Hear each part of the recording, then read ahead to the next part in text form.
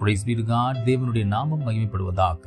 தேவன் நம்முடைய பட்சத்தில் இருந்தால் நமக்கு விரோதமாய் இருப்பவன் யார்? ஆம், தேவன் ஒருவன் பட்சத்தில் இருந்தால் அவனுக்கு விரோதம் என்பதே இல்லை என கூறவில்லை. விரோதம் இருந்தாலும் அவ்விரோதத்தால் தரித்திருக்க முடியாது என குறிப்பிடப்பட்டுள்ளது. நீதிமானுக்கு விரோதிகளும் நண்பர்களாய் மாறிவிடுகிறார்கள். இயேசு கிறிஸ்துவையே எத்தனை பேர் விரோதித்தார்கள்? ஆயினும் இறுதியில் அவருடைய நீதி விளங்கியது. காரணம், பிதாவாகிய தேவன் அவரோடே இருந்தார். விரோதங்கள் நம்மை எதிர்கொள்ளலாம், ஆயினும் மேற்கொள்ள முடியாது. ஆனால் அத்தகைய சூழ்நிலைகளில் நமக்கு ஏற்படும் மன உளைச்சல்கள், விரக்தி, அதை குறித்த சிந்தனைகளும் நம்மை சிதைத்து விடக்கூடிய வல்லமை உடையது. எதிர்ப்புகளை கர்த்தர் பார்த்துக் கொள்ள நாம் ஏன் சிந்தனையினால் சிதைக்கப்பட வேண்டும்? அவரையே எதிர்த்த உலகம், அதற்கு நாம் எம்மாத்திரம்? யுத்தம் தேவனுக்குரியது, ஜெயம் நமக்குரியது. சில விரோதங்களால் சிந்தனையில் குழம்பும் பொழுது இத்தகைய கேள்வி திரும்ப திரும்ப கேட்டு நம்மை உற்சாகப்படுத்தி நம் வேலைகளை அதிக கவனம் செலுத்தி முன்னேறி கடந்து செல்ல வேண்டும். கர்த்தர் நம் பட்சத்தில் இருக்க நமக்கு விரோதமாயிருப்பவன் யார்? God bless you abundantly.